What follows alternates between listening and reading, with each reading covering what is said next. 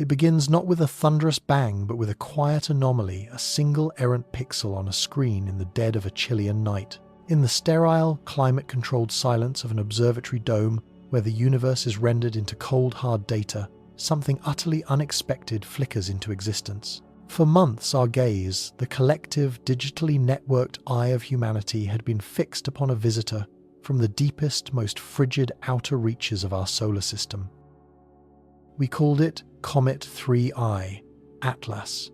It was a cosmic vagabond, a traveller on an immense sweeping orbit of over 5,000 years now, making its fiery once-in-a-civilization return to the sun's embrace. We watched it brighten a celestial ghost, growing a spectacular tale of gas and dust, promising a spectacle for the ages. We tracked its trajectory, we measured its spectral signature, we built our models confident in our understanding of these beautiful yet predictable balls of ice and rock. We believed we knew its story, but we were wrong. The story we were about to uncover was not written in the predictable laws of orbital mechanics, but in the chaotic, intertwined realms of genuine discovery and the most persistent ghost in our modern mythology. The first hint was a whisper in the data, a subtle distortion in the light curve. An automated telescope system, the Asteroid Terrestrial Impact Last Alert System Atlas, its namesake, had flagged it. Initially, it was dismissed. A calibration error, perhaps. A cosmic ray striking the sensor at just the wrong moment, creating a phantom impression. Such things happen. The universe is a noisy place, and our instruments are imperfect listeners.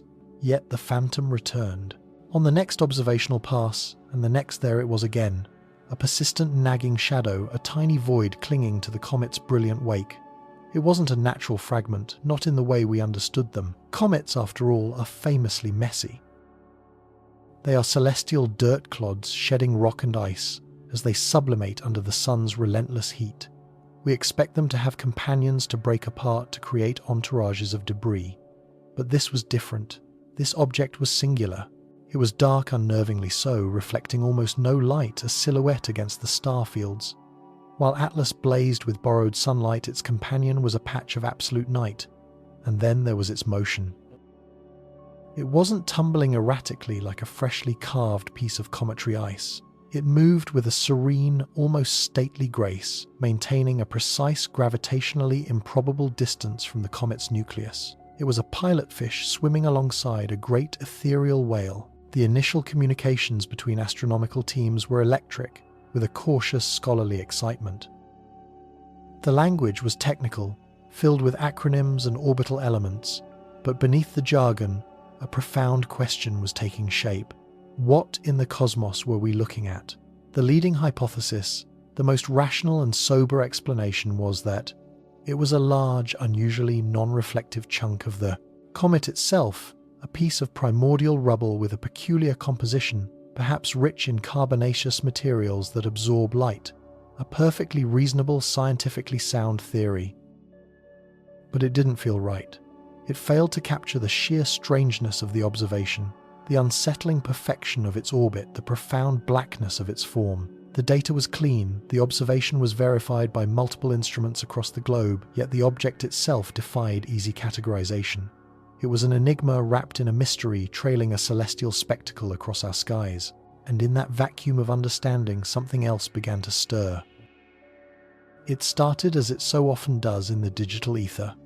A low-resolution, high-contrast image posted to an obscure astronomy forum. A single question attached. Anyone else seeing this? The image was stark, showing the bright, fuzzy head of Comet Atlas, and just behind it, a sharp, unnaturally angular silhouette. In the world of professional astronomy, this would be the beginning of a long, peer-reviewed process of analysis and verification. But on the internet, there is no peer review. There is only ignition. The image leaped from the forum to social media, from a single post to 1,000, then 1,000,000. It was a spark landing on the dry tinder of decades of collective fascination and paranoia. And as it spread, it began to accrete a name, a legend, a history. It was a name whispered in late-night radio shows, a name that haunted the fringes of ufology, a name for the ultimate watcher in the dark. Almost instantly, with a terrifying viral certainty, the global chorus proclaimed its identity. This was not a rock, this was the Black Knight. The name itself is a cultural artifact, a piece of modern folklore forged in the anxieties of the Cold War and the dawn of the space race. It has no single origin story, but is rather a collage of disparate events stitched together into a cohesive, terrifying narrative. It draws its power from a supposed 1,954 newspaper account of a mysterious satellite in polar orbit at a time when no nation had the technology to launch one. It feeds on the eerie, long-delayed radio echoes heard by amateur operators in the 1,920 seconds. It points to a strange thermal blanket seen floating away from the Space Shuttle Endeavour in 1998, a piece of mission debris that in a photograph took on a hauntingly artificial form. Each of these events has a perfectly rational terrestrial explanation. The newspaper stories were likely a conflation of reports about natural phenomena and speculation. The radio echoes were a poorly understood atmospheric effect. The satellite from the shuttle mission was confirmed by NASA to be a lost piece of equipment, but the explanations never travel as fast or as far as the myth. The legend of the Black Knight proposes that these are not isolated incidents. They are sightings of a single ancient object, an alien probe, a sentinel of unknown origin, left in orbit around our planet thousands of years ago, silently observing the rise of humanity. It is a story that taps into our deepest, most primal fears and desires. The fear of being watched by a silent, inscrutable intelligence. The desire to believe we are not alone, that our small, fragile world is of interest to something far greater. The Black Knight is the ultimate ghost in the machine of the cosmos, a technological spectre haunting the edge of space. It represents a profound shortcut to significance, suggesting that our story has been part of an epic cosmic drama all along. For decades, it remained a fringe belief, a piece of campfire lore for the digital age. But now, trailing Comet 3I, Atlas was a tangible object, something anyone with a powerful enough telescope could potentially see. And its appearance was uncannily, chillingly perfect. The object was jet black, just as the legend described. It held a strangely stable position, as if under intelligent control, and most damningly of all, its silhouette in those first blurry images appeared angular, geometric, and undeniably artificial. It looked exactly like the composite sketches of the Black Knight that had populated conspiracy websites for years. The myth had apparently grown flesh. The phantom had cast a shadow. The collision was instantaneous and spectacular. Two worlds operating on entirely different principles slammed into one another. On one side, you had the world of science, methodical, skeptical, demanding evidence, and inching its way toward a conclusion. Its process is slow, deliberate, and often frustratingly opaque to the public. Scientists were poring over spectrographic analyses, trying to understand the object's composition. They were running complex gravitational simulations to see if any natural scenario could explain its bizarrely stable orbit around a venting outgassing comet. They were preparing papers, checking calculations, and urging caution. They spoke of possibilities, of hypotheses, of confidence levels.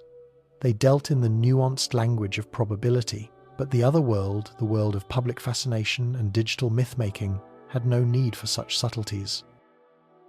It dealt in the electrifying currency of certainty, within hours of the first images spreading meticulously produced. YouTube documentaries appeared complete with ominous soundtracks and archival footage declaring the Black Knight's definitive return. Social media timelines became a firestorm of speculation, of fear, of exhilaration. We were being visited. The moment of contact was upon us. The truth that governments had supposedly concealed for decades was now blazing across the night sky for all to see. This is the treacherous, fascinating landscape that modern science must now navigate. A discovery is no longer a quiet affair debated in hushed academic halls and scholarly journals. It is a live public event instantly refracted through the prism of pre-existing beliefs, hopes, and fears. The object trailing Comet Atlas became more than a mere astronomical curiosity. It became a cultural battleground. Every new piece of data released by astronomers was seized upon by both sides. When high-resolution images showed a slightly more irregular shape than first thought, scientists saw evidence of a natural origin, a uniquely shaped cometary fragment. Believers, however, saw evidence of battle damage, the scars of a million-year journey through the cosmos. When spectral analysis proved inconclusive, showing no distinctive signs of artificial materials, but also failing to perfectly match the comet's nucleus, the scientific community saw a puzzle that required more data. The online world saw a cover-up proof that the object was made of materials unknown to our science, a technology deliberately masking its signature. A genuine scientific mystery, one of the most compelling in recent years, was being held hostage by a powerful, self-sustaining narrative. And so we found ourselves at a profound crossroads, a moment that defines the very nature of discovery in the 21st century. How do we as a civilization untangle fact from folklore when the folklore is so much more compelling? How does the slow, careful voice of scientific inquiry compete with the deafening roar of a story that people are desperate to believe this is not merely a story about a strange rock trailing a comet? It is a story about us. It's about our relationship with the unknown and our deep-seated need to find meaning and intention in the silent, random majesty of the universe. We look up into the void, and what we see is often a mirror reflecting our own anxieties, our own dreams of cosmic importance. The object behind 3i, Atlas, was a perfect Rorschach test, a dark blot on the heavens onto which an entire world projected its deepest beliefs about our place in the cosmos. And as the scientific community raced to find a definitive answer to pin down the object's true nature, they were not just wrestling with the laws of physics, they were wrestling with a ghost.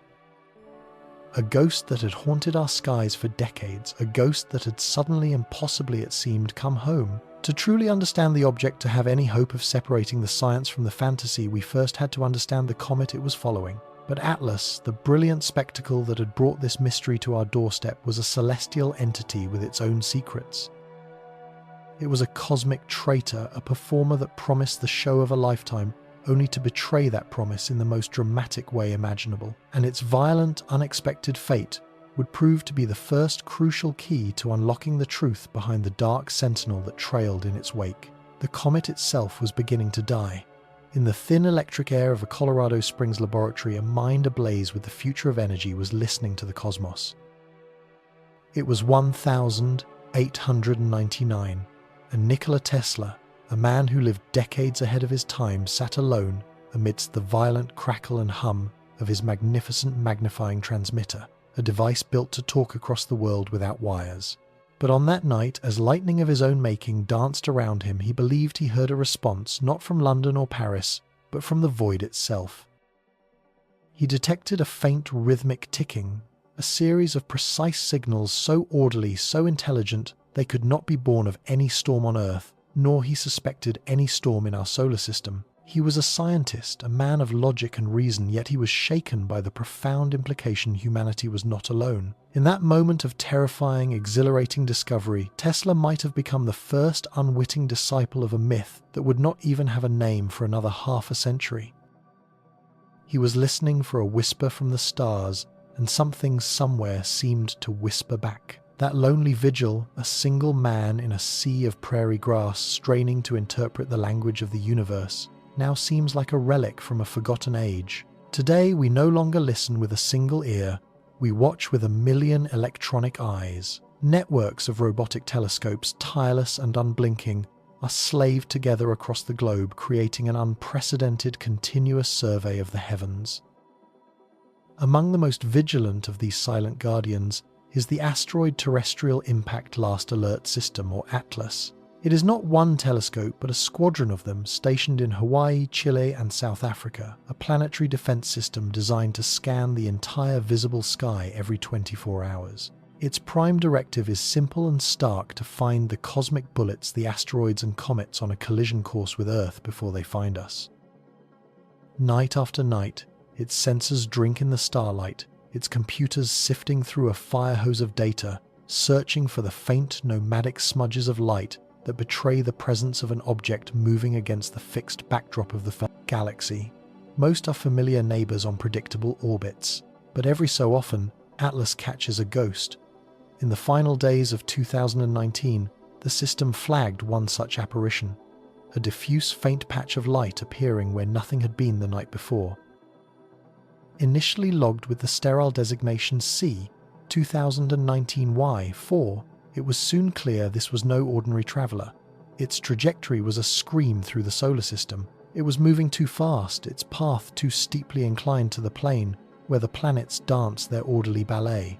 This was not a prodigal son returning from the cold, dark fringes of our own celestial family. This was an outsider. A true interstellar interloper, the third ever identified, earning it the new, more momentous name, 3I, Atlas. It was a time capsule from another star's domain, a dirty snowball born in a place we may never see now, briefly gracing our skies before gravity would fling it back into the unending night between worlds. For astronomers, it was an electrifying opportunity, a chance to perform an autopsy on a body from an alien solar system without ever leaving our own. But this visitor was coy and deeply strange. Comets, as they approach the sun, are supposed to behave in predictable ways. The increasing heat sublimates their ice, creating a brilliant shroud of gas and dust called a coma and a tail that points away from the solar wind like a celestial windsock. They brighten, they perform, they put on a show. 3I, Atlas, however, refused to follow the script. Its light curve, the measure of its brightness over time, was erratic. It would flare with unexpected intensity, becoming visible to amateur astronomers, only to inexplicably dim days later, as if a cosmic hand were playing with a dimmer switch. Spectrographic analysis, the technique of breaking down its light to read its chemical composition, returned bizarre results. It was hemorrhaging cyanogen, a common cometary gas, but was curiously deficient in carbon. Its internal structure seemed to be deeply unstable, as if the comet itself were a loosely bound collection of rubble, barely holding itself together as it plunged toward the heart of our system. It was less a solid object and more a fleeting congregation of ancient ice and dust, and it was beginning to crumble under the strain of its journey. And that is when the real mystery began. As telescopes around the world pivoted to stare at this bizarre disintegrating messenger, a new detail swam into focus. It was not just one object. Trailing 3I, Atlas, nestled within the faint chaotic glow of its dissipating coma, was something else. A single, distinct point of light. At first it was dismissed as one of the larger fragments of the disintegrating nucleus, a common enough sight for a comet in its death throes. But the more they looked, the more impossible that explanation became. Cometary fragments tumble, they drift, they are pushed by the solar wind at different rates depending on their size and mass, creating a messy fan-shaped spray of debris. This object did not. It held its position with an unnerving precision, a loyal shadow tethered to its dying parent. It maintained a constant fixed separation, moving in perfect gravitational lockstep. As the primary cometary body continued to fade and break apart, this secondary object remained stubbornly intact, its brightness consistent, its trajectory unwavering. High-resolution images from the Hubble Space Telescope, redirected to solve the burgeoning puzzle, only deepened the enigma. When the raw data was processed, cleaning away the obscuring haze of the coma, what emerged sent a ripple of disbelief through the astronomical community. It wasn't a roughly spherical chunk of ice and rock. The object appeared to have a distinct, non-natural morphology. It was elongated, angular, with a reflectivity and albedo that was all wrong. It was darker than the surrounding cometary material, absorbing light rather than scattering it. It seemed less a piece of the comet and more a foreign body that had been hiding within it, now revealed as the icy camouflage evaporated away.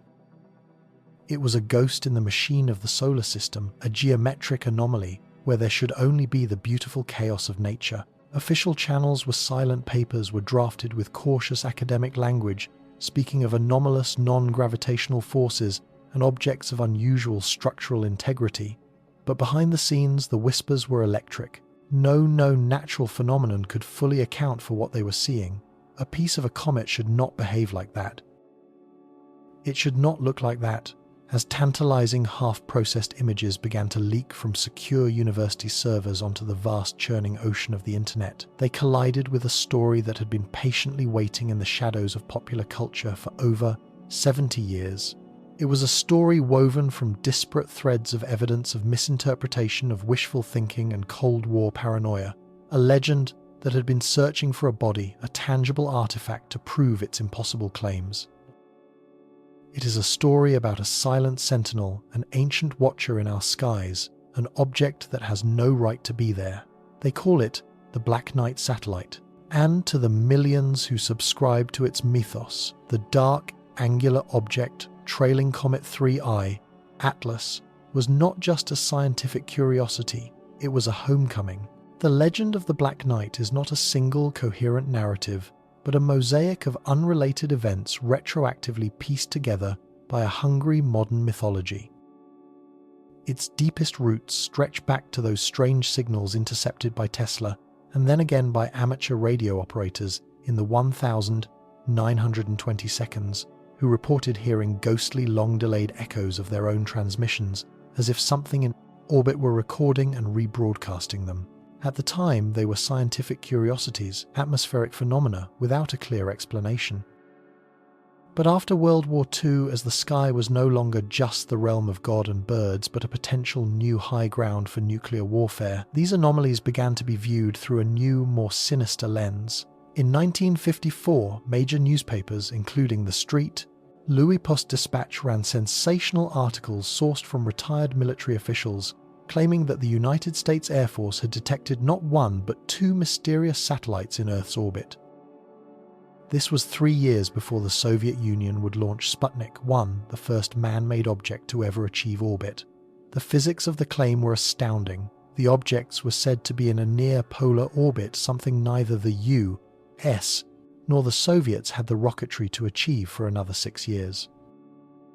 The story caused a brief intense stir, and then vanished, dismissed as a possible misinterpretation of a natural phenomenon, or more likely early tests of still-secret high-altitude reconnaissance technology. But the seed was planted, someone else got there first. Then came the space race, and with it a torrent of new data from the heavens. In 1960, a U.S. Navy dark fence, a radar system designed to detect Soviet satellites, picked up an unknown object. It weighed an estimated 15 tons, far heavier than anything either superpower was capable of launching. It was in a steep 79-degree orbital inclination, once again a polar path. It was dubbed the Dark Object. For a moment, panic flared in the Pentagon. Was it a massive Soviet spy platform? A hidden orbital weapon? The mystery was solved weeks later, when it was identified as the stray casing from an early Discoverer satellite launch a lost piece of our own space junk. But in the fertile ground of public imagination, the official explanation was too neat, too simple. The idea of a large, dark, unknown satellite in a polar orbit had now been firmly established, another piece of the puzzle falling into place. The myth truly began to coalesce and take its modern form in 1963. Gordon Cooper, one of the original Mercury 7 astronauts, was on his final orbit during the Faith 7 mission. He reported seeing a greenish, glowing object ahead of his capsule. The Muchea tracking station in Australia, which he was flying over, also claimed to have picked up an unidentified object on radar. Upon his return, the official explanation was that Cooper had suffered a hallucination brought on by a combination of high carbon dioxide levels and pure exhaustion. The radar signal was chalked up to anomalous clutter. Cooper, for his part, would maintain for the rest of his life that he had seen something tangible, something real. It was during this period that the name first appeared in print connected to these sightings. The Black Knight, a name invoking a sense of dark majesty, a lone, inscrutable warrior standing guard. It was perfect. But a legend needs an icon, a face, and in 1998 it was given one. During the very first Space Shuttle mission to the International Space Station, STS-88, the astronauts were performing a spacewalk. Astronaut Jerry Ross, while trying to attach a thermal blanket to a docking module, lost his grip. The blanket, a complex, multi-layered piece of equipment with a strange, almost sculptural form, drifted slowly away from the shuttle Endeavour. For the next week, it floated in a nearby orbit, a piece of high-tech trash, before inevitably burning up in the atmosphere. But not before the astronauts took several stunning high-resolution photographs of it. The images are surreal. Against the brilliant blue and white curve of the Earth, a stark, black, angular object hangs in the void. It looks utterly alien. It has protuberances that could be antennae, a shape that defies easy description. It looks like a spaceship from a science fiction film. These photos, stripped of their context, became the definitive image of the Black Knight satellite. It did not matter that NASA had a clear, verifiable, and frankly mundane explanation.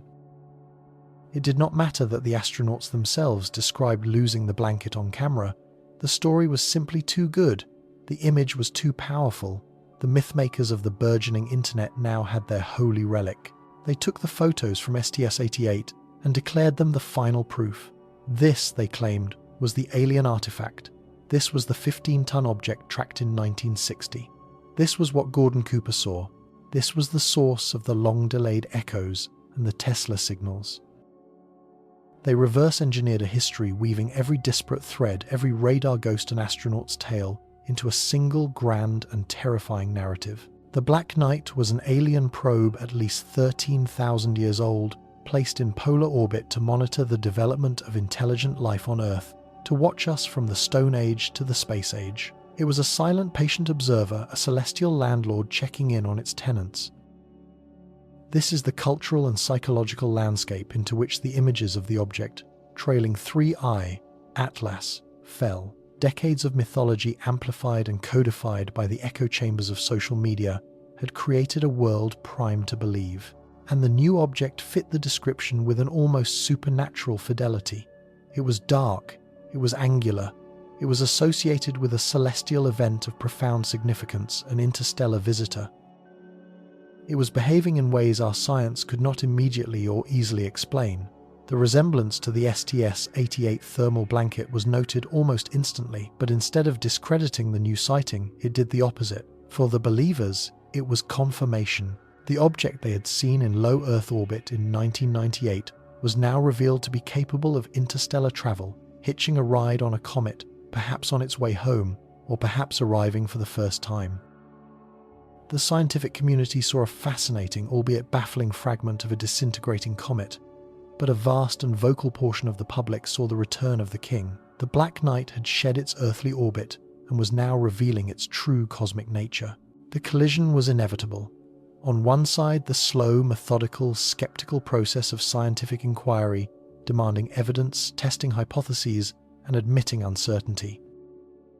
On the other, the lightning-fast, emotionally resonant power of myth, a story that provides a sense of wonder, of cosmic importance, and of a universe far stranger and more populated than we imagine. As higher-resolution data began to flow from the world's most powerful observatories, the two narratives were set on a collision course.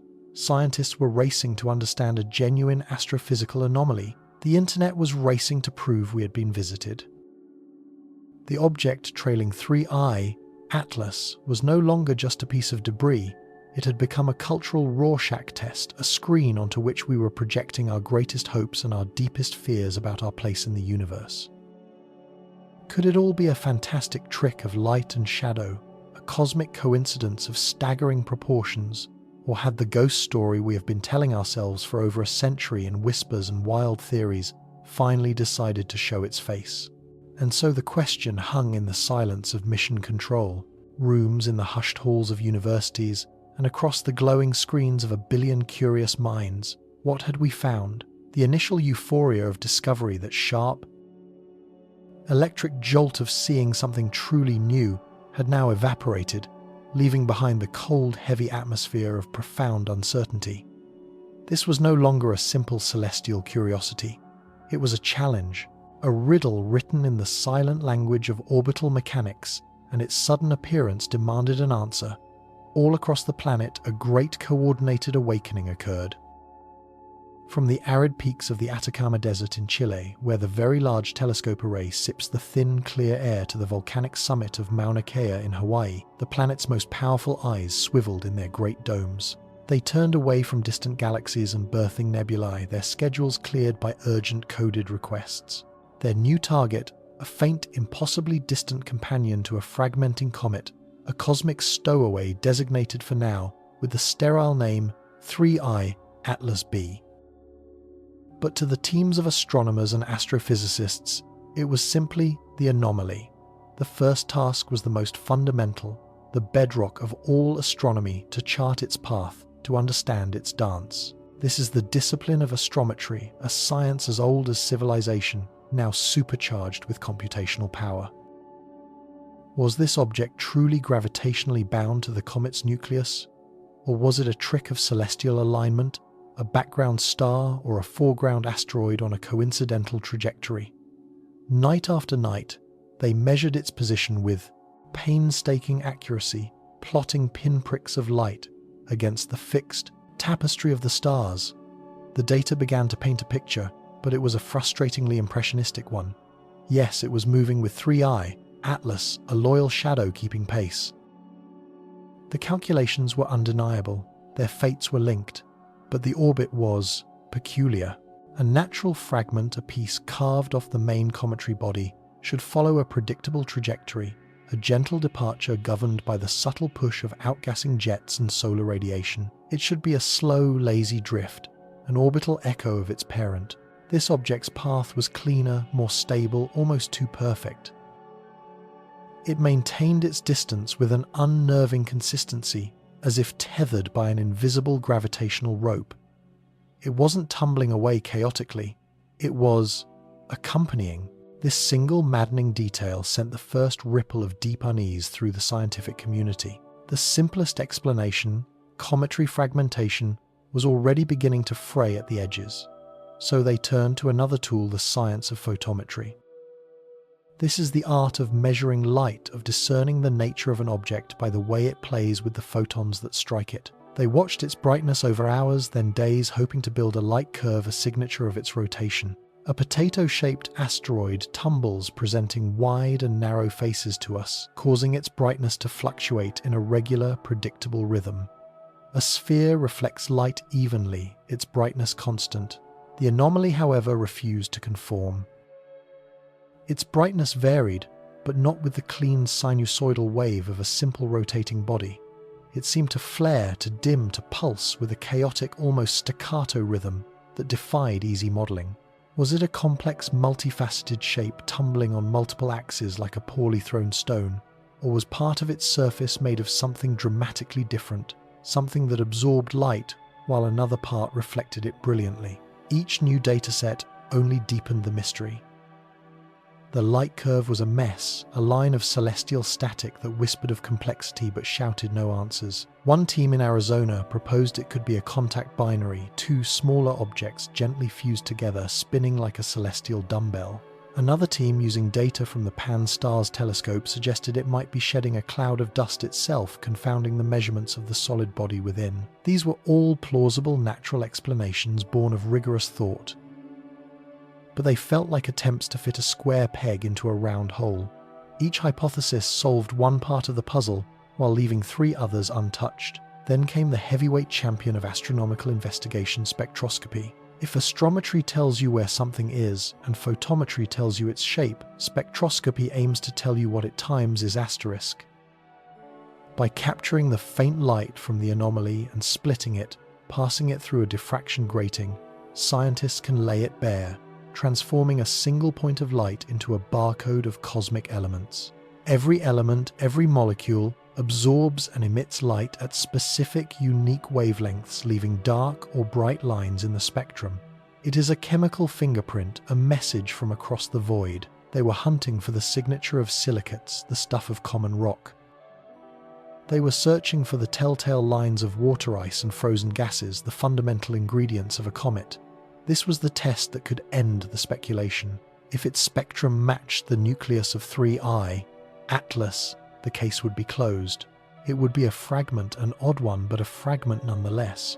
The great telescopes stared for hours, their electronic sensors drinking in the trickle of ancient photons. The data, noisy and faint, was gathered, cleaned and calibrated. And the first spectral results began to emerge. There was nothing, or more accurately, next to nothing. The spectrum was flat, featureless. It was unnervingly dark, reflecting so little light across all wavelengths that it was almost a void. It was not the dirty snowball signature of a cometary nucleus. It was not the reddish, iron-rich spectrum of a typical asteroid. It was just dark, as if it were coated in something that greedily absorbed almost all the light that fell upon it. The material was nicknamed ultra-black, something seen before in carbon-rich asteroids, or the strange surfaces of moons like Iapetus. But this was different. The sheer lack of any discernible features was what was so jarring. It was a blank page where a detailed story should have been written. The object was a gravitational ghost with a featureless heart. And, as the world of professional science grappled with this cascade of perplexing, contradictory data, a very different kind of analysis was taking place in a world without peer review or caution. It began, as it so often does, with a single grainy image. A preprint server where scientists share early results published one of the first long-exposure photographs. It was blurry, distorted by atmospheric turbulence, a faint smudge trailing a brighter smudge. To a scientist, it was a single noisy data point, but to someone else somewhere on the vast interconnected web it was a key that fit a lock that had been waiting for a century.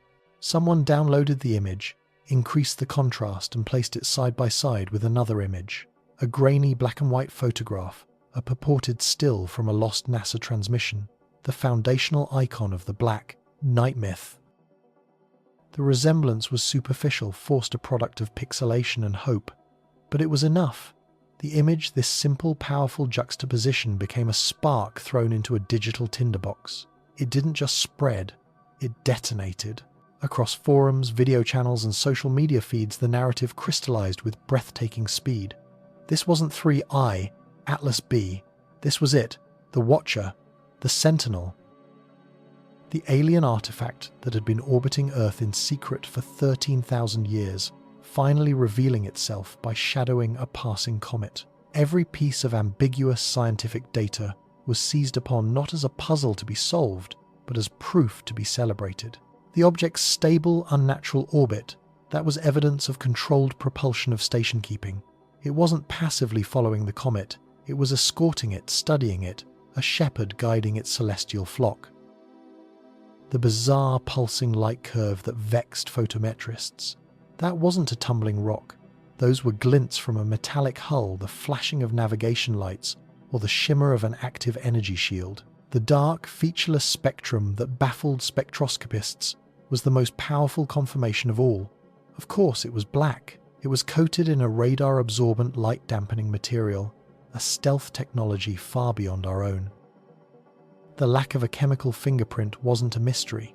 It was a deliberate act of concealment. A mythology was being constructed in real time, faster than science could ever hope to move.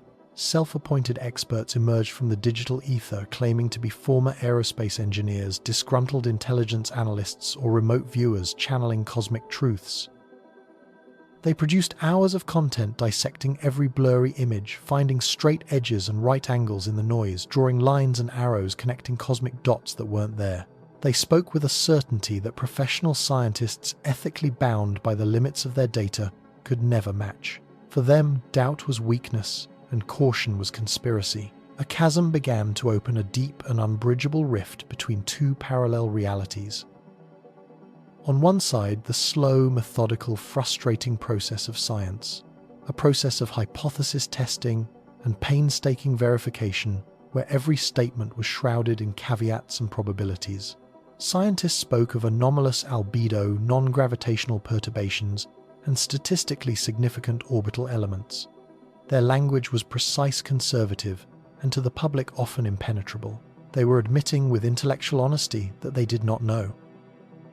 On the other side, a thrilling, complete, and emotionally resonant narrative. A story with heroes, the truth-tellers, villains, the government cover-up, and a central, magnificent mystery that was also its own answer. We are not alone, and the proof is right there trailing that comet. This narrative offered clarity, not confusion.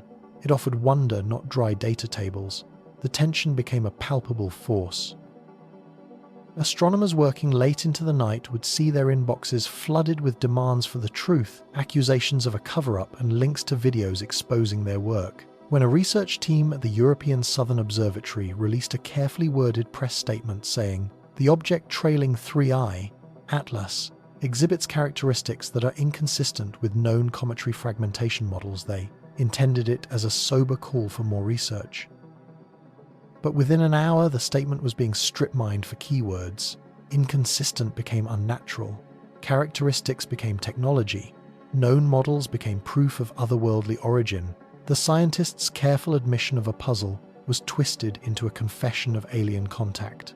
They were speaking two different languages, operating in different universes. The researchers were trying to solve a riddle.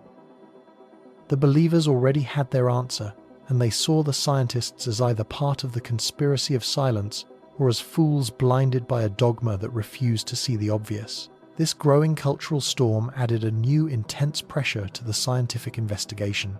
It was no longer just about solving a cosmic mystery for its own sake. Now the credibility of the entire scientific method felt like it was on trial in the court of public opinion. They were in a race not against another research team, but against a runaway train of belief, a story so powerful, so seductive, that it threatened to render their eventual factual discovery irrelevant. The need for a definitive answer for a piece of data so clear and unambiguous that it could silence the noise became desperate. They needed more than faint smudges and spectral voids. They needed a clear, sharp look. They needed to resolve the anomaly, to see its shape, to measure its temperature, to break through its shroud of darkness. But the Earth's turbulent atmosphere stood in the way, a shimmering veil that blurred their vision and limited their reach. The tools that had brought them this far had hit their limit. To pierce the veil, to truly confront the object trailing 3I, Atlas humanity would need to turn to its greatest eye. An eye that floated far above the distorting haze of the world, an instrument of exquisite power waiting in the cold, perfect dark. The call was made. The target coordinates were uploaded. The James Webb Space Telescope was about to enter the fray. And so we were left suspended, caught between a myth that spanned generations and a silent, solitary object that refused to surrender its secrets. Humanity held its collective breath, watching a ghost story unfold across the fathomless dark, while in control rooms and observatories, a frantic, coordinated race against time and perception was underway. The initial glimpses, blurred by distance and atmospheric haze, had served only to fuel the fire, providing a tantalizingly incomplete canvas onto which we could project our greatest fears and deepest hopes. The phantom trailing 3I, Atlas, remained just that, a phantom, an enigma, defined more by what we didn't know than what we did.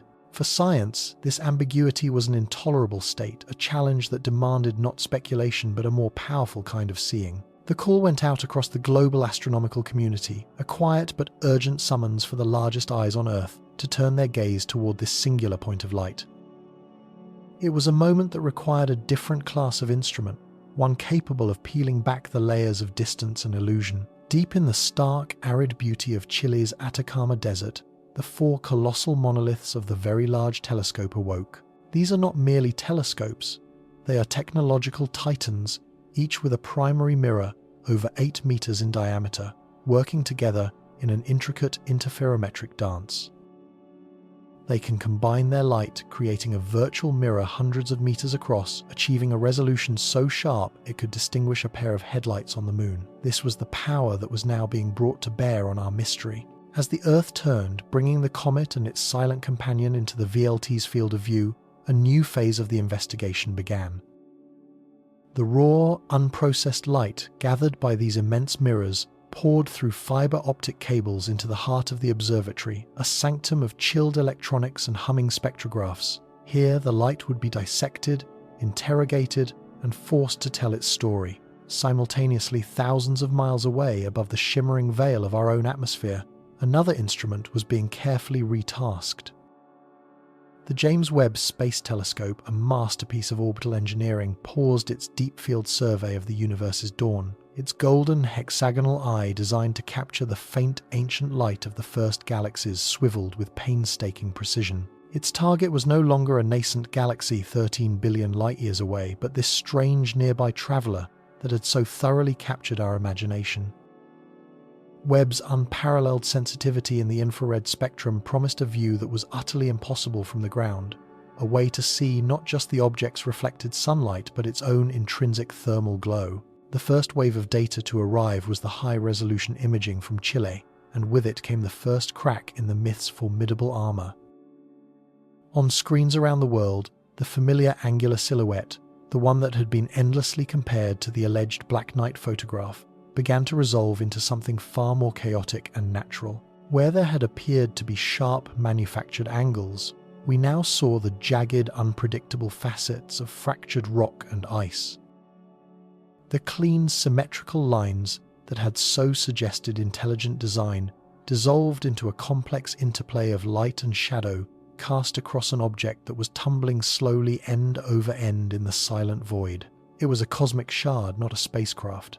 The illusion was a trick of distance, a product of low resolution, and our own brain's profound innate tendency to find patterns, to see faces in clouds and purposeful shapes in random noise. The object's form was not sleek but rugged, a craggy piece of celestial debris, its profile changing with every subtle turn on its long, slow pirouette.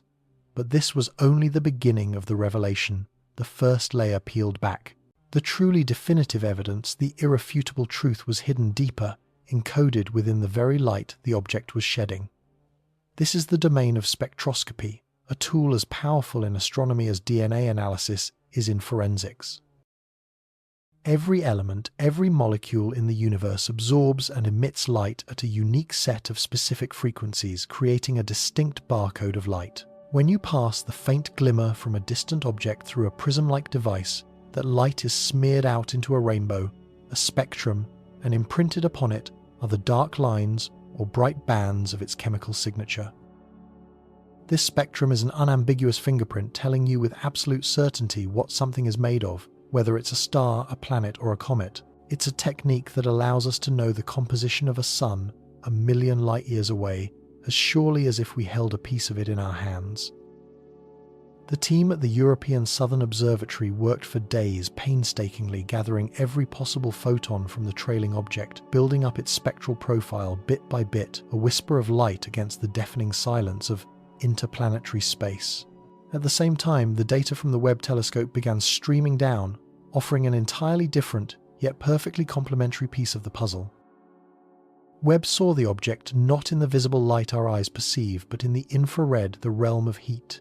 An alien artifact, a machine of unknown origin, might be expected to have some internal power source, some residual warmth from its propulsion or operational systems, which would make it glow faintly in the infrared. Even if it were derelict for millennia, a craft made of processed metals and advanced materials would absorb and radiate the sun's heat in a very different way than a chunk of porous, ice-impregnated rock. Metals heat up quickly and cool down quickly. They have a distinct thermal curve. A dirty snowball, the classic model of a comet, behaves differently.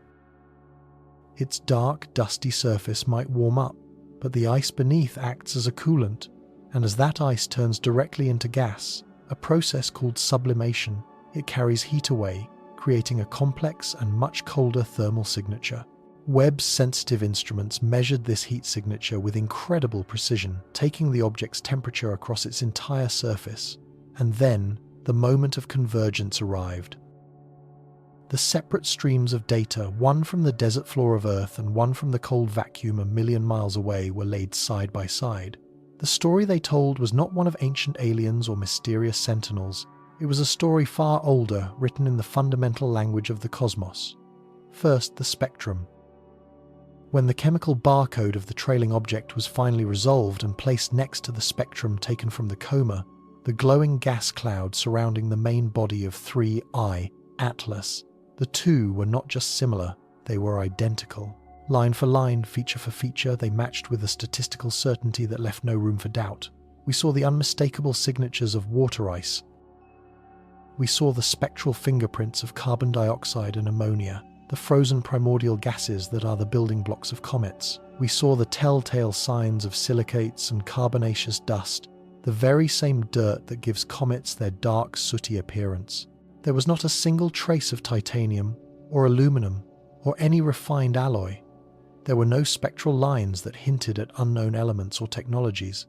The object was in the most literal sense a chip off the old block. It was born of 3I, Atlas, composed of the exact same ancient material forged in the outer darkness of the solar system billions of years ago. This conclusion was powerfully reinforced by Webb's thermal data. The infrared readings painted a picture not of a warm-powered machine, but of a deeply cold, inert body. Its temperature profile was precisely what models predicted for a large, porous and sublimating cometary fragment. There were slightly warmer patches where the dark, dusty crust was directly facing the sun, and colder regions where exposed ices were actively turning to gas, venting heat into space. This outgassing was not uniform. It was happening in fits and starts from active jets on the fragment's surface. And this observation provided the final, elegant piece of the explanation. These jets of sublimating gas invisible to most ground-based telescopes were acting like a shimmering, distorting cloak around the object. They were blurring its edges, catching the sunlight at odd angles, and contributing to the strange, almost artificial-looking silhouette that had first been spotted. The black night was not a solid machine, but a chunk of primordial ice and rock shrouded in its own self-made fog. It was a ghost created not by alien engineers, but by simple physics. The orbital mechanics, now refined with the new ultra-precise tracking data, cemented the verdict. The object was not on its own trajectory. It was not passing through or observing our solar system from a foreign path. Its orbit was inextricably gravitationally bound to that of 3I, Atlas following it like a loyal child follows its parent. The slight variations in its path, the gentle drifts and nudges, could now be perfectly explained by the subtle non-gravitational forces exerted by those very same jets of outgassing gas, pushing it gently like a tiny, unpredictable rocket engine. Every single piece of evidence, from its shape and motion to its temperature and chemical makeup, pointed to one inescapable conclusion. The object trailing 3I, Atlas, was a massive fragment of the comet itself, likely carved off the main nucleus during a previous violent perihelion passage, a close swing around the sun that had fractured its fragile icy structure. In the cool, quiet light of scientific reason, the phantom dissolved. The dark night was unhorsed, its armor revealed to be nothing more than frozen gas and primordial dust. There was no conspiracy, no ancient sentinel watching over us. There was only the magnificent, impersonal, and deeply beautiful clockwork of the solar system playing out one of its endless dramas of creation and decay. It was a profound moment of clarity, a triumph of the scientific method. We had faced a captivating mystery, a story so powerful it had held the world in its thrall, and we had met it not with belief but with inquiry. We had answered the whispers of the unknown with the steadfast power of observation, and we had found a truth that, while perhaps less sensational than the myth, was in its own way far more sublime. The universe did not need to send us aliens to inspire our awe. It gives us phenomena like this, a comet shedding pieces of itself as it journeys through the dark, creating temporary ghosts and illusions that challenge our perception and drive us to look ever deeper.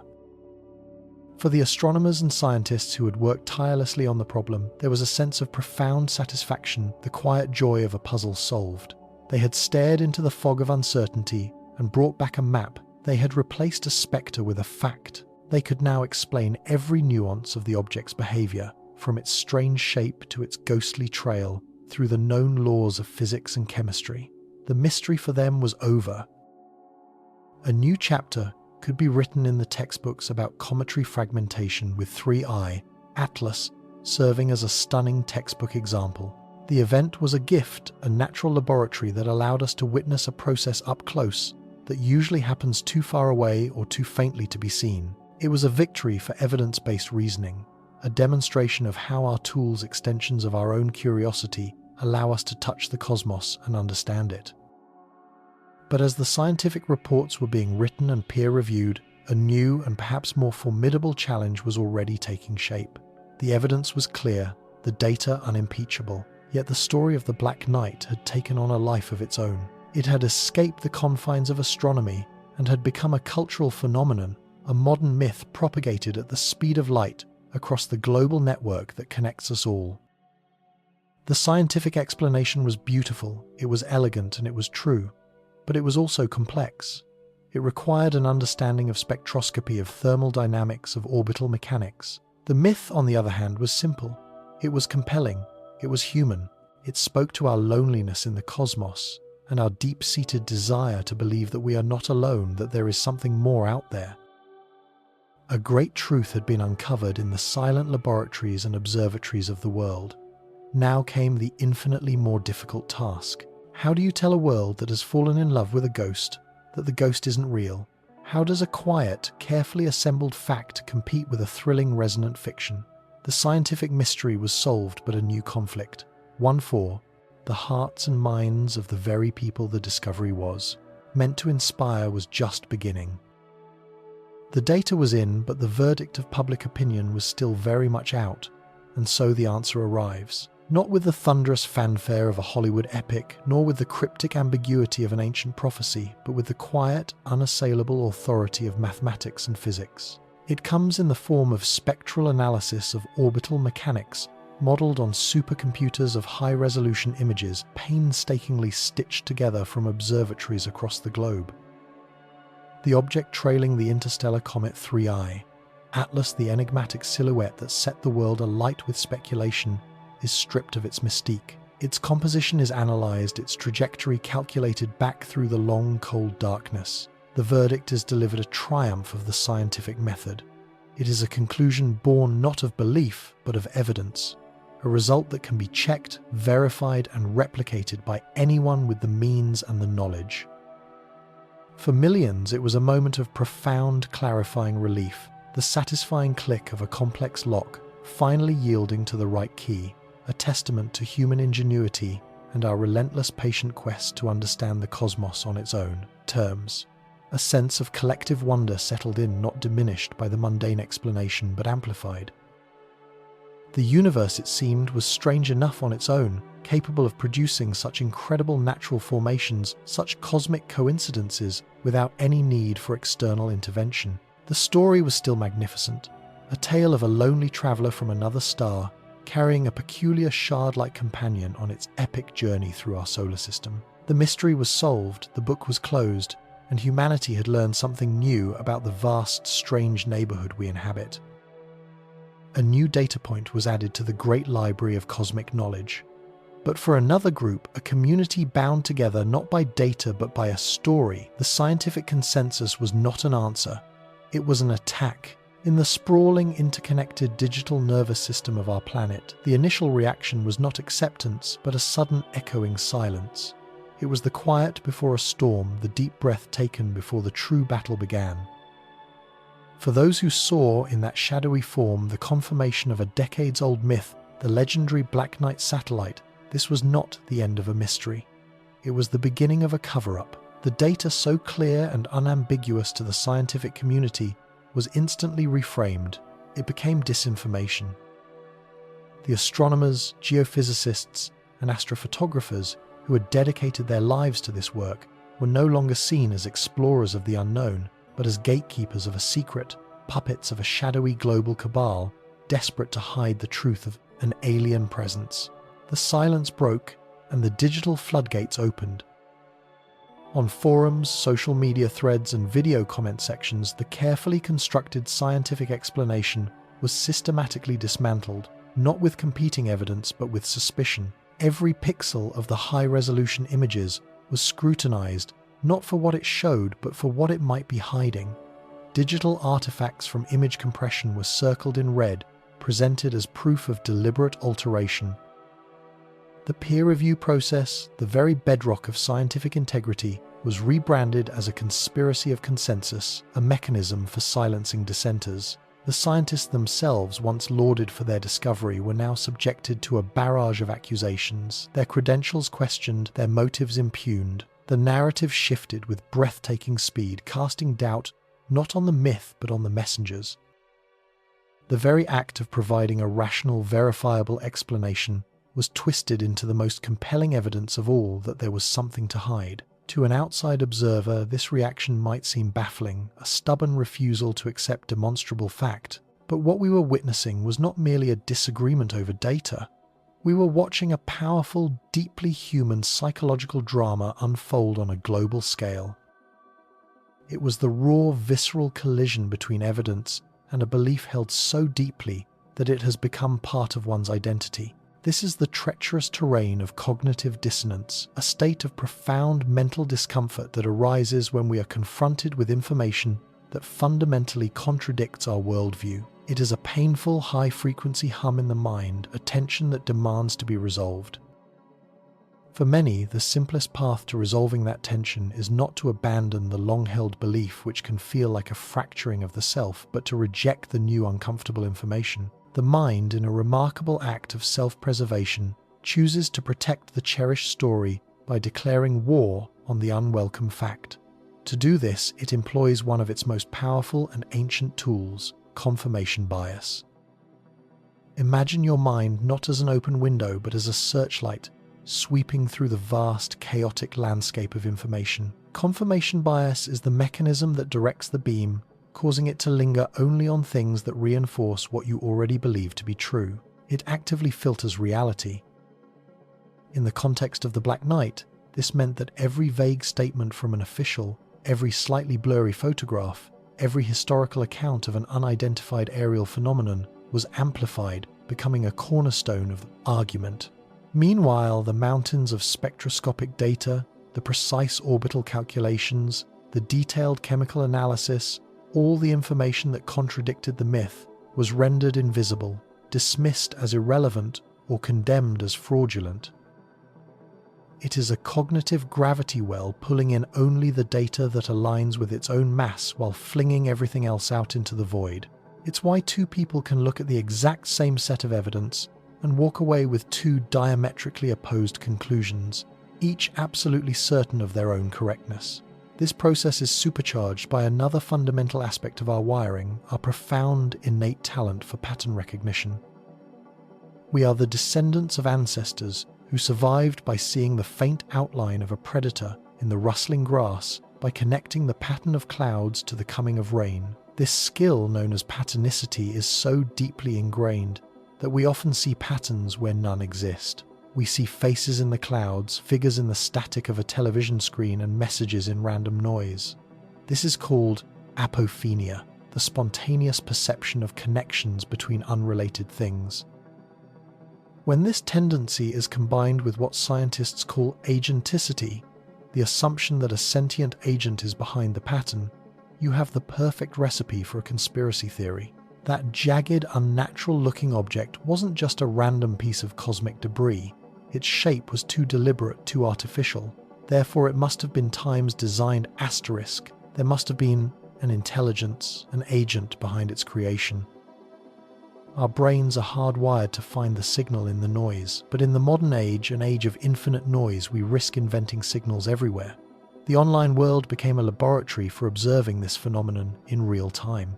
Influencers and digital prophets emerged, not scientists but master storytellers. They understood instinctively that a compelling narrative, rich with heroes, villains, and secret knowledge, is far more intoxicating to the human mind than a dry, dispassionate scientific paper. They created hour-long videos weaving the new data from 3i, Atlas, into the existing Black Knight mythology. They didn't discard the scientific findings, they co-opted them. The chemical composition, that was alien camouflage.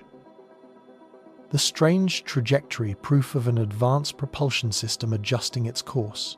Every attempt by the scientific community to debunk the myth was simply absorbed into the lore as another chapter in the story of the great cover-up. They were building a new reality brick by brick, not with evidence but with insinuation and leading questions. They were aided in this endeavor by the very architecture of our digital lives. Social media algorithms designed to maximize engagement don't prioritize truth, they prioritize emotion. They learn what you like, what you fear, what you believe, and they feed you more of it. If you watch one video questioning the official narrative, the platform's recommendation engine will diligently serve you 10 more, each one more extreme than the last. Slowly, imperceptibly, the walls of the echo chamber are built around you. Your feed becomes a digital hall of mirrors reflecting your own beliefs back at you, magnified and validated with every click, like, and share. Dissenting views are either filtered out or presented in a way that makes them seem hostile and untrustworthy, further reinforcing the sense of being part of a small group of enlightened thinkers who possess a forbidden truth. It is a self-tuning cathedral built of whispers and shared links, where faith is strengthened not by its connection to reality, but by the number of other people within the walls who share it. Herein lies the chasm, the great tragic disconnect that scientists and educators now face. Science operates on a principle of provisional truth. its conclusions are always open to revision in the face of new evidence. It is a slow, meticulous, painstaking process of observation, hypothesis testing, and peer review. It is humble. It admits when it is wrong. It is a process of gradually, carefully mapping the territory of reality, understanding that the map will never be perfect, but striving to make it more accurate with each passing generation. A conspiracy theory, on the other hand, offers something far more seductive: absolute certainty. It provides a simple, emotionally satisfying story that explains a complex and often frightening world. It posits a hidden order behind the apparent chaos. There are no coincidences, no random events.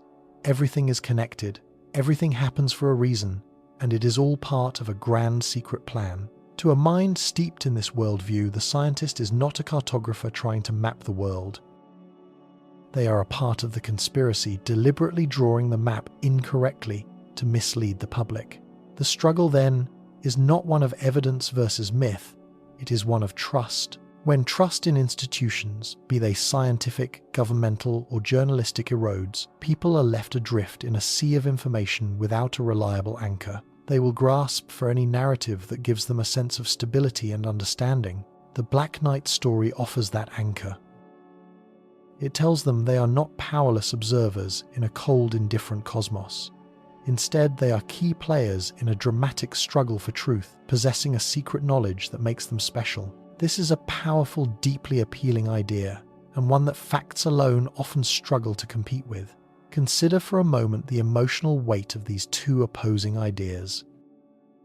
On one hand, you have the scientific explanation, a uniquely shaped, naturally occurring fragment of rock and ice from another solar system, a 1 in a billion cosmic coincidence. It is a story of magnificent impersonal forces and the power of human reason to comprehend them. On the other hand, you have the myth, an ancient alien sentinel, a silent guardian, or perhaps a harbinger that has been orbiting our planet for millennia, its existence hidden from us by the very people we are taught to trust. It is a story brimming with intent, with danger, with romance, and with the promise of shattering revelations just around the corner. Which story is more likely to capture the imagination? Which one feels more significant? We are storytellers by nature, and the tale of the Black Knight is simply a better story. The challenge for science communication in the 21st century is no longer simply about presenting facts clearly. It has evolved. It is now about understanding the psychology of belief, the sociology of trust, and the technological architecture of our information ecosystem.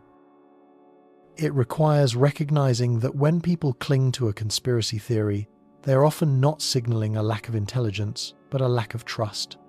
They are expressing a deeper anxiety about the world and their place in it. Simply bombarding them with more data often has the opposite effect, causing them to retreat further into their chosen worldview, reinforcing the walls of their echo chamber. It can feel like shouting the rules of chess at someone who is passionately engaged in a game of checkers, using the same board and pieces, but playing by a completely different set of rules. And so, as the world digested the revelation about the object trailing 3I, Atlas, it did not unify in shared understanding. Instead, it fractured. Two parallel realities were now flowing side by side, each with its own set of facts, its own experts, and its own fundamental truths. One was the reality of methodical, verifiable science. The other was the reality of a compelling, self-validating myth. They existed in the same physical world, looked at the same star-dusted sky, but interpreted it through profoundly different lenses. The shadow of the object still fell upon the Earth, but what that shadow meant now depended entirely on which story you chose to believe. The scientific mystery of its origin may have been solved, but a deeper, more troubling human mystery had taken its place in an age of infinite information. How do we agree on what is real, and what happens when a significant portion of us decide that the story we prefer is more important than the block truth? The answer to that question was not written in the stars, but in ourselves. And so, the image ignites a digital wildfire leaping across the global network, fueled by a question as old as our first glance toward the heavens. Are we alone? The stark, angular silhouette trailing comet 3I, Atlas, set against the velvet black becomes a mirror, reflecting our deepest anxieties and most profound hopes. For a world saturated with information yet starved for meaning, this ghostly shape isn't merely a celestial curiosity. It is a potential answer, a validation whispered from the void. The online cacophony swells into a roar with the name Black Knight invoked like an ancient incantation, a key to a forbidden history. But as the echo chamber amplifies these claims into seeming reality, a different community begins its work far from the glare of sensationalism. They operate not on belief, but on the cold, hard currency of the cosmos data observation and the unyielding laws of physics. Their response is not a dismissal, but a dissection, a careful unwrapping of a myth that has proven more resilient than any spacecraft ever built. To truly understand what follows 3i, Atlas, we must first deconstruct the ghost. We must journey back and dismantle the Black Knight piece by apocryphal piece and see what remains when the shroud of myth is pulled away. The most iconic image, the one that became the very face of the legend, was captured in 1998 during the Space Shuttle Endeavour's STS-88 mission. It is undeniably strange, an object of complex, seemingly artificial shape tumbling alone in the unforgiving sunlight of low Earth orbit.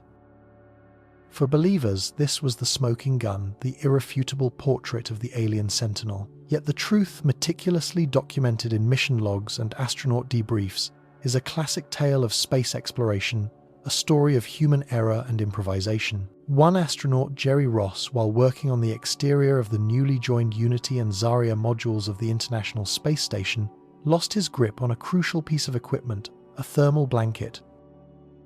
This wasn't some exotic piece of alien technology. It was a glorified piece of high-tech fabric designed to protect a trunnion pin from the extreme temperature swings of space. When it slipped away, it unfolded in the vacuum, its silver and black surfaces crinkling and twisting into a bizarre, unpredictable form. What we see in that photograph is not an ancient artifact, but a $500 blanket, a piece of orbital litter doomed to a fiery, anonymous death in Earth's atmosphere just a few days later. The mystery wasn't what it was, but that we, the public, so easily forgot the prosaic explanation, choosing instead to remember the fantasy. The myth's foundations, however, were laid decades before that fateful spacewalk. Its proponents point to something far more ephemeral, far more difficult to pin down: the strange phenomenon of long-delayed echoes, or LDEs. In the 1,920 seconds, amateur radio operators began reporting bizarre signals, radio waves that would bounce back to Earth, not fractions of a second later, but after delays of 3, 5, even 15 seconds. Such a lag was inexplicable by simple atmospheric reflection. The immediate sensational conclusion was that these echoes were not echoes at all, but deliberate transmissions from an orbiting probe listening and repeating our own calls. It was a tantalizing theory, one that placed an alien watcher in our skies long before we had even launched Sputnik. For decades, the puzzle of LDEs remained, providing fertile ground for the Black Knight story. Yet, as our understanding of our own planet's magnetosphere deepened, a far more elegant and entirely natural explanation emerged. The culprit wasn't an alien satellite, but the dynamic, electrified sea of plasma that envelops our world. Under specific conditions, radio signals can become trapped, ducted along magnetic field lines, traveling vast distances out into space and back again, their journey a celestial pinball game that stretches a split-second signal into a ghostly seconds-long reply. The alien probe was our own ionosphere, a part of our planet's own intricate machinery performing a trick of physics that we simply hadn't yet understood. The echoes were real, but their source was not extraterrestrial. It was terrestrial. And what of the most specific, most scientific-sounding claim of all?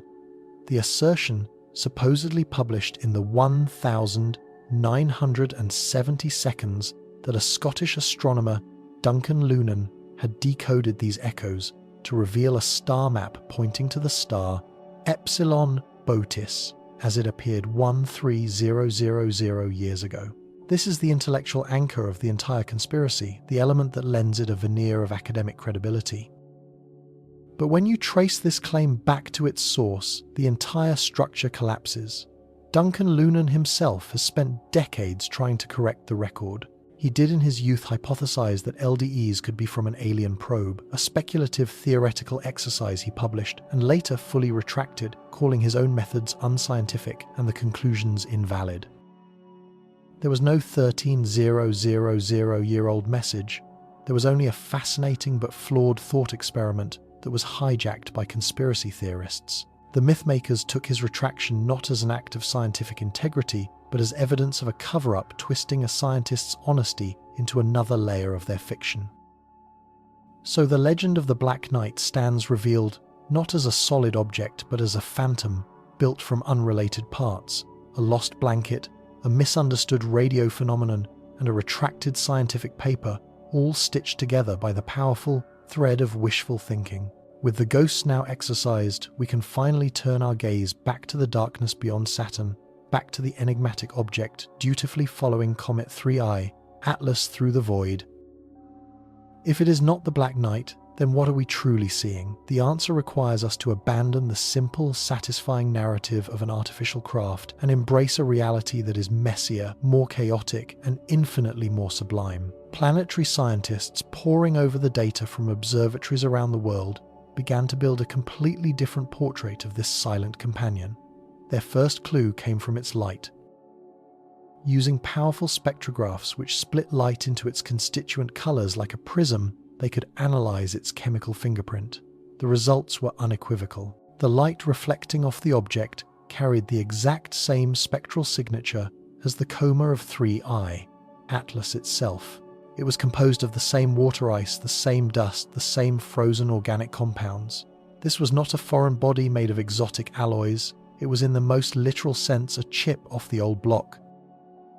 The second decisive piece of evidence lay in its motion. An alien probe, even one attempting to be stealthy, would likely follow a stable, predictable orbit, perhaps using minute thruster burns to maintain its position relative to the comet. This object, however, was behaving erratically. Its trajectory was not the clean Keplerian arc of a satellite, but the wobbly drifting path of something being pushed around by unseen forces. Astronomers realized they were witnessing the raw physics of comets in action. As 3I, Atlas, wheeled closer to the Sun, its icy nucleus was not heating evenly. Jets of gas and dust would erupt from its surface, acting like tiny, unpredictable rocket engines. These outbursts, the very phenomena that create a comet's beautiful tail, were powerful enough not just to propel the comet but to break it apart. The object trailing it wasn't a ship, it was shrapnel. It was a massive fragment of the comet's own nucleus, carved off in a violent explosive outgassing event weeks or months earlier. Its strange tumbling motion, the flickering of its light, was caused by its own miniature jets of vaporizing ice, sending it spinning and staggering through space like a gravitational gyroscope losing its balance. The angular, unnatural shape captured in the photograph wasn't the product of intelligent design, but the incidental geometry of a cosmic fracture. It was a clean break along a crystalline fault line within the ancient ice. The universe, it turns out, is perfectly capable of creating straight lines and sharp angles without any help from intelligence. So the definitive answer, corroborated by every scrap of evidence, is beautifully simple. The Black Knight trailing 3I, Atlas, is a piece of the comet itself. It is a child of Atlas, a gravitational teardrop shed on its long, lonely journey. There is no alien sentinel, no 13,000-year-old mystery. There is only geology, chemistry, and physics playing out on a staggering scale. But this revelation, as satisfying as it is to the rational mind, leaves us with a much deeper and more perplexing question. If the evidence against the Black Knight is so overwhelming and the scientific explanation for these phenomena so complete, why does the myth endure? Why, when faced with a choice between a lost thermal blanket and an alien spy satellite, do so many of us instinctively, passionately choose the satellite? The answer has nothing to do with astronomy and everything to do with us. It speaks to a fundamental human hunger for enchantment, a desire to live in a world that is more than it seems. In our meticulously mapped, satellite image, scientifically explained world, we have chased the monsters off the edges of the map. There are no dragons in the deep, no gods on the mountain.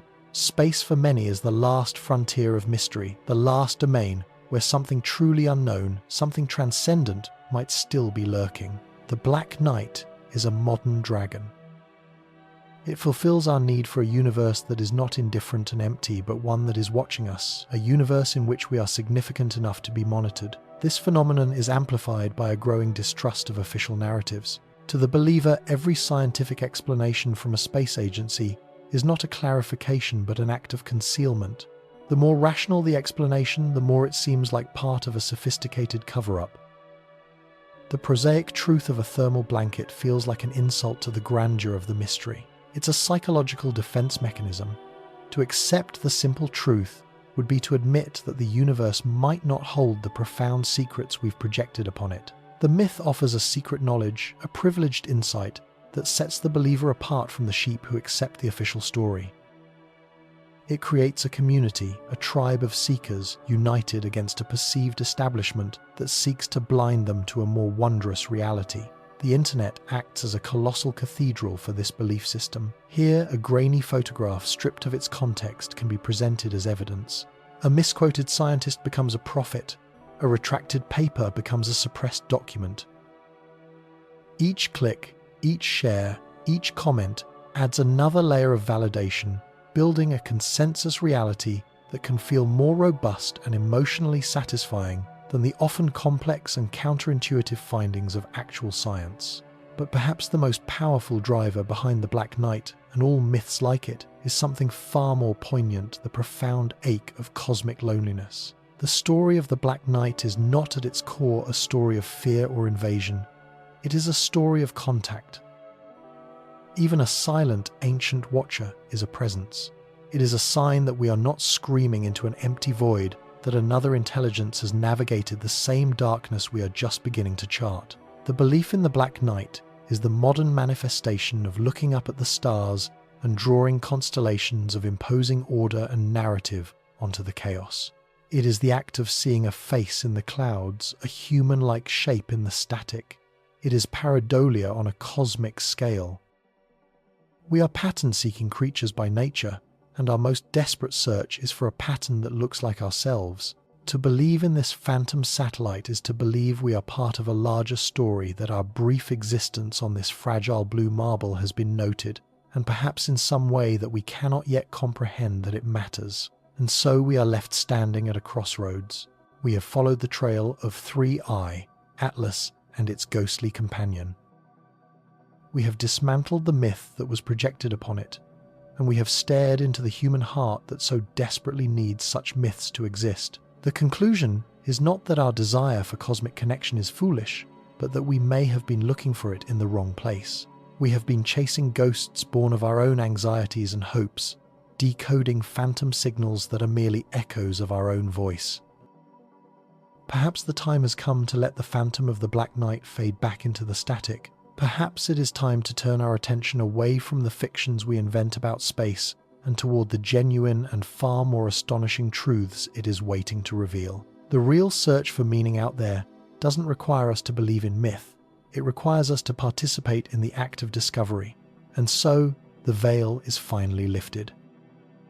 The spectre that haunted our telescopes, the shadow that followed in the wake of a dying comet, is not a phantom from another world.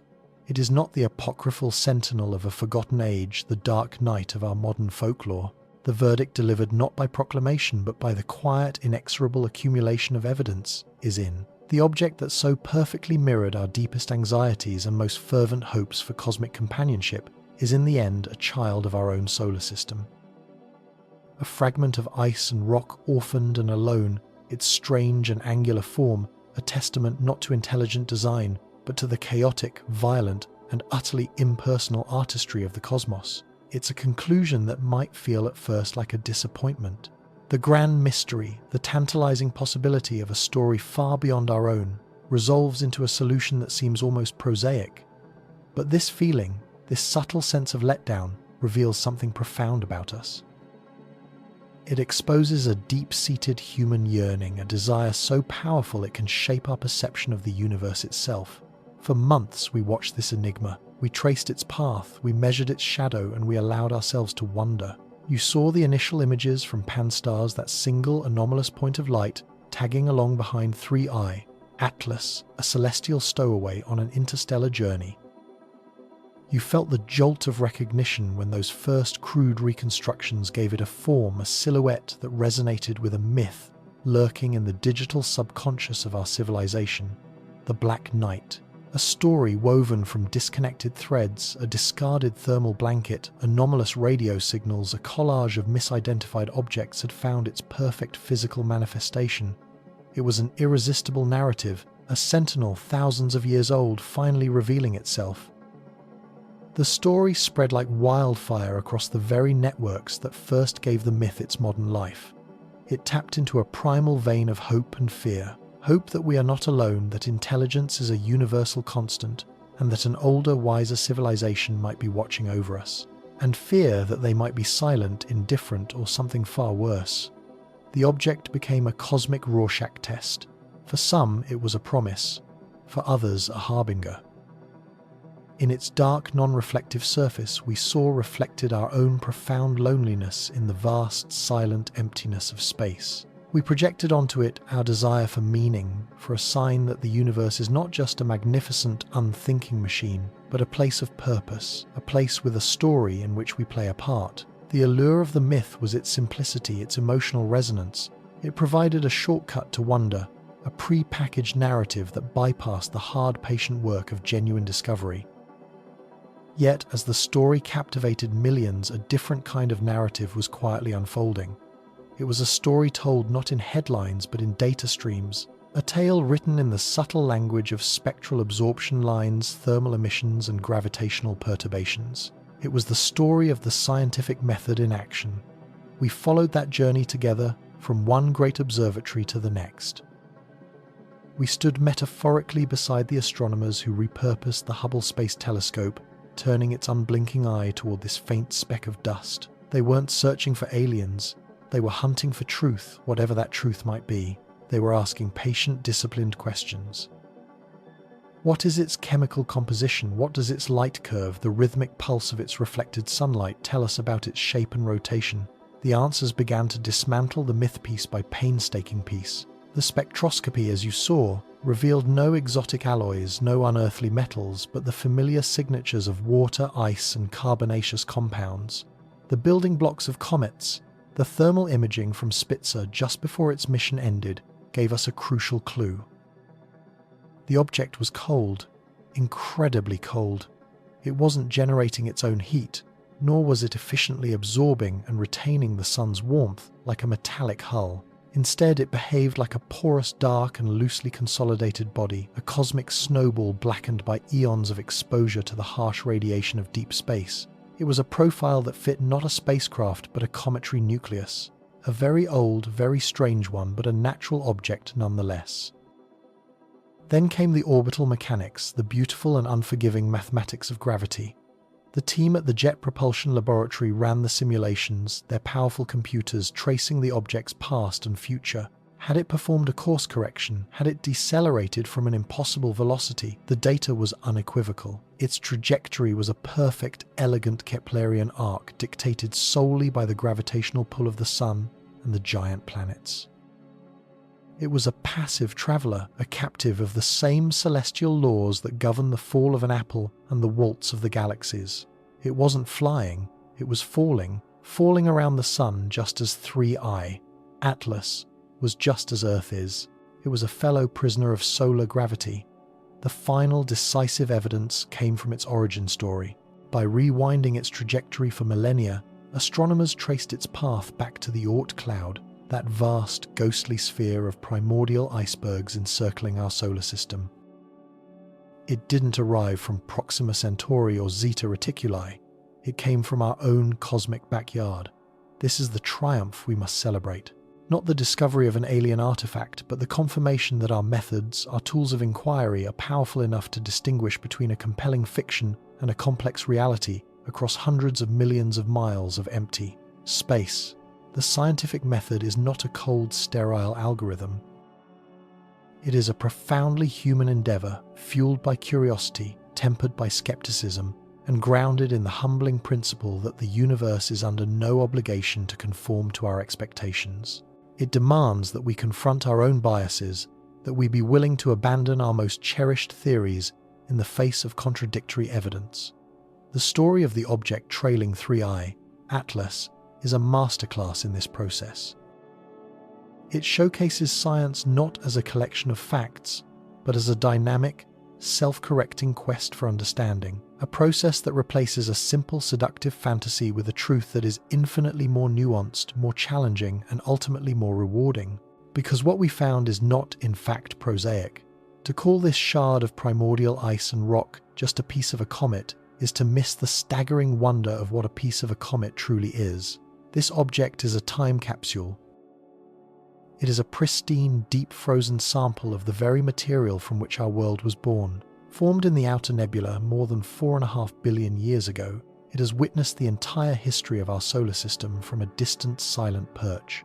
It was there when Jupiter and Saturn migrated, flinging debris in all directions. It was there when the Great Bombardment scarred the face of our moon. It floated in the dark, serene silence of the Oort cloud, while continents drifted on Earth, while life emerged from the oceans, while dinosaurs rose and fell, and while humanity first looked up and began to wonder.